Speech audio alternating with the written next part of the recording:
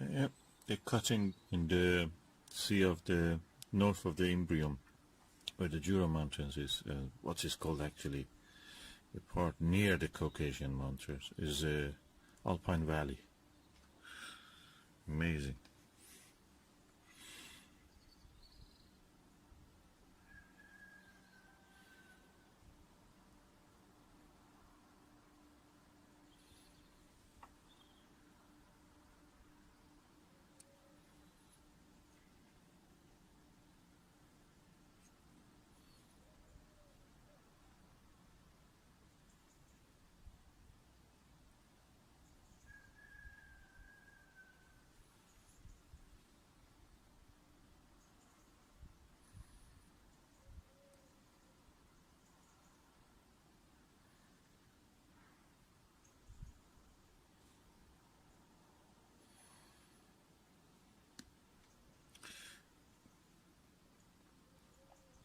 Yeah, this is lower part when you see the parallel dotted line as if parallel to that mountain, inward to the Sea of Rains, is where the Apollo 15 landed, in the mountains.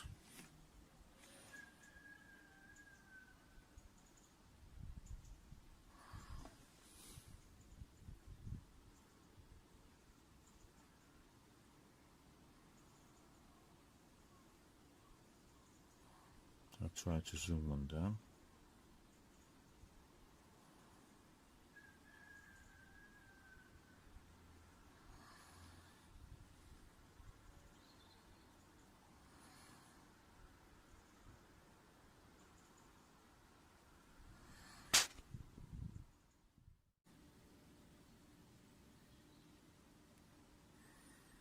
What you can see there in the center is the Copernicus crater. To the right of it is the Kepler crater.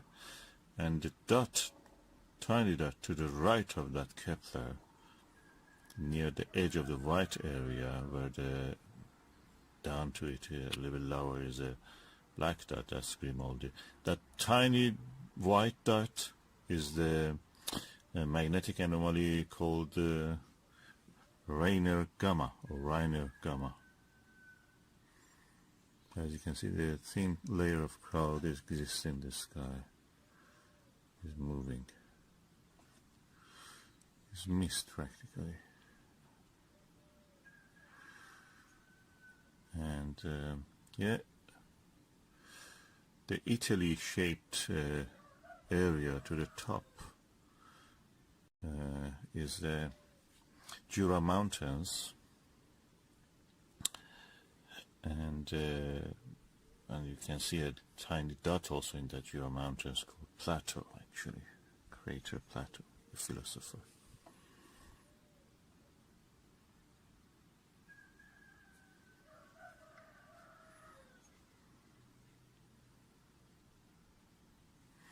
And the bright dot to the 2 o'clock in this image, if you imagine the top part is 12 and lower part is 6, at 2 o'clock of the image, in the middle of the, in somewhere in the black patch, the white dot is Aristarchus, and the area around it is Aristarchus Plateau, the volcanic area.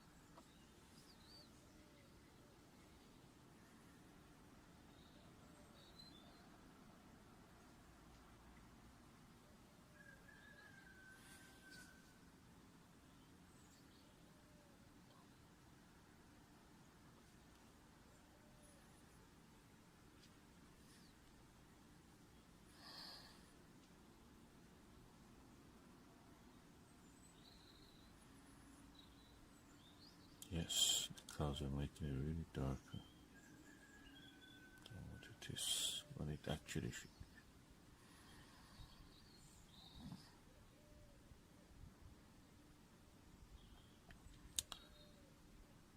Yeah, and the circular feature, black circular feature at the top at 12 o'clock is the big black circle, is the Mare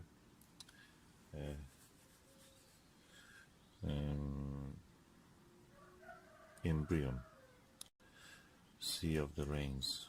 And to the lower part of it, at 7 o'clock of that circle, what you can see is the mountains of the Apennine. Apennine. Yeah.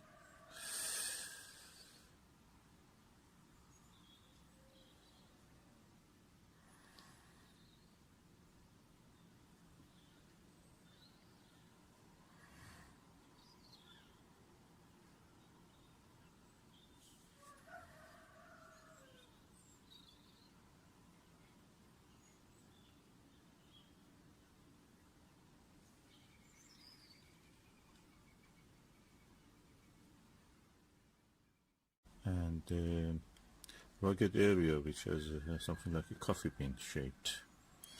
There is no name, you will be surprised. But to the south of it you see a tiny crater, and that is actually Huygens.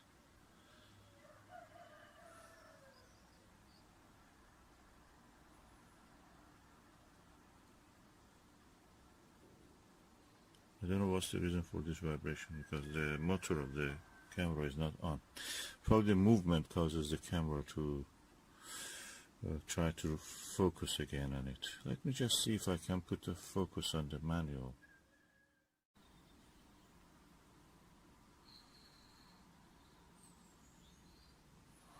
Okay, there is a crater here called Nasiruddin. That's the crater which I'm now zooming on it. Tiny one at the end of the three craters which are joined together. It's called Nasiruddin after the Iranian astronomer.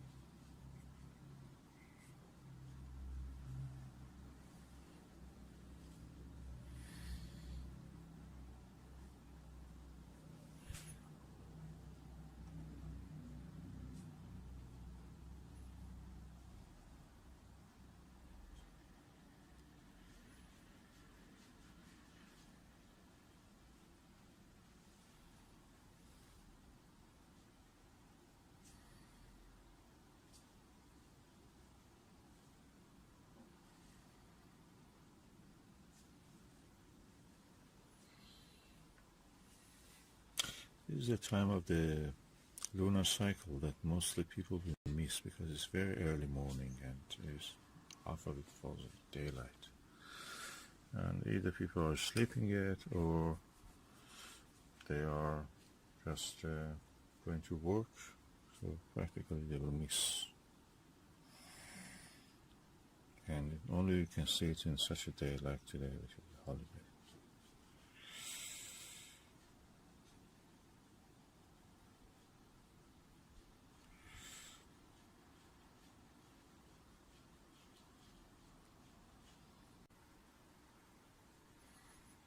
Okay, I changed the resolution to 4K. Hopefully you will not see much pixelation. You will see anyway, but not as bad as it was.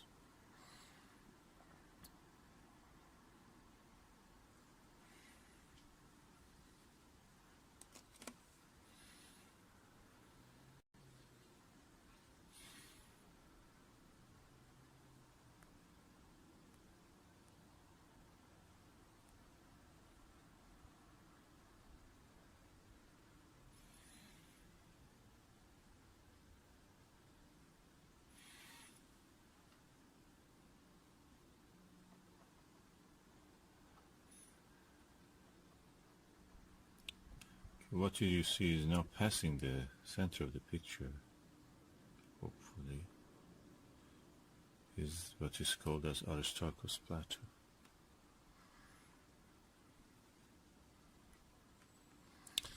And the light is not very good, and also the clouds are causing a little bit. And you can see the color of it is different. So one of the olivine-rich area. Olivine is a metal that, the mineral that exists in the mantle area of the planet's crust, mantle, core, if you remember. These are the layers of the planet's planetary bodies, which are made of rock or any other thing that has this kind of layering. Any object, differentiated object, gravitational differentiation. So it's now passing the center, top of the center, above the center. And the brightest spot is the Aristarchus crater itself.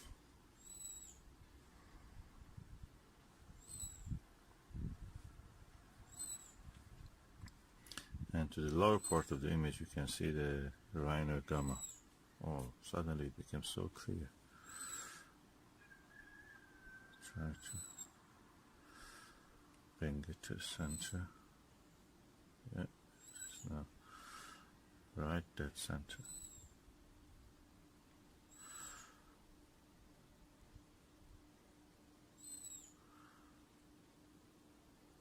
I'm doing all this with my mobile camera, but I use a bracket. It's one of these ones that I bought, Digicam attachment adapter. I bought it from China. Really am happy with the result.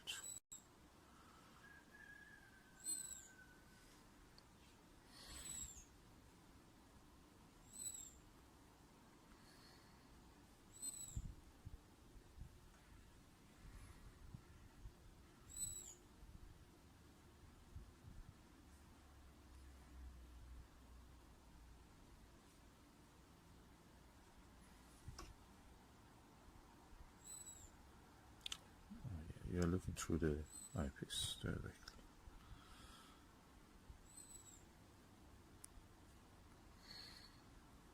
I just enjoy the view. And yeah, good as a map. All these lunar features are created by impact. Circular features are called crater. Well, the craters to me are superficial because what you see is the geological feature like mountains, faults, even faults. I've seen some faults, can you believe it, and some thrust faults and faults. You have to look for them. And as my skill in digiscoping increases, I will try to show you more of these features. Aristarchus again is at 2 o'clock, and at 3 o'clock or 3:30 you can see the tiny dot of the Rhino gamma, that magnetic anomaly. The superficial feature, they say that is because the soil of the moon, the lunar soil in that part, due to the magnetic field, could not be weathered, blackened, darkened by the solar wind, and that's the reason they have remained bright. They deflect the charged particles. You know that charged particles deflect in the magnetic field. So if there is a magnetic field there, although weak, it is working. Some of the interesting anomalies. You can imagine, if you're a science writer, science fiction writer, you can write about that. Is a city or something trying to protect itself from the damaging and carcinogenous effects of the sun and magnetic storms from the sun. Yeah, that's actually I made a good story. You know? If you're writing, write it. You can write. Just give credit to me. Hertfordshire.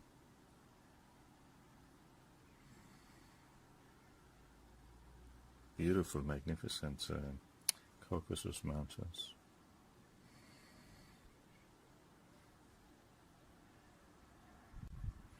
The moon is spherical. Clearly you can see when I focus on the edge of the picture, the